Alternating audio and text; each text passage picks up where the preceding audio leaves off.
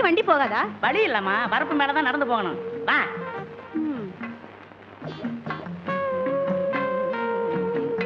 ஆமா, வா வா. உயரமா நிக்கிறது கூட ஐயாவதுதான் கரும்பு. இப்படித்தான் போகணுமா? வேற வழியே இல்லையா? நீ வந்துட்டீல, ஐயா வழி பண்ணிடுவாரு. வா வா.